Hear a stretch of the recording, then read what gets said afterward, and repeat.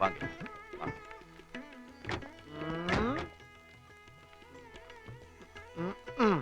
அடச்சி போகத்து போயல இறங்கி வாடா. வாங்க வாங்க. நல்லா இருக்கீங்களா? நல்லா இருக்கு. வாங்கம்மா வாங்க உள்ள போங்க. அண்ணே பாத்துனே தடுமாறி விழ பாத்தியே. டேய் கீழே விழுந்தாலும் மீசையில மண்ணு ஓட்டுச்சா? மீசே இல்ல அப்புறம் எங்கிட்டு மண்ணு ஓட்டுறது? Who are you? என்ன கேட்டீங்க? நீ யார்? நான் இந்த வீட்டு வேலைக்காரங்க. அப்படி சொல்லு. வேலைக்காரனா நீ?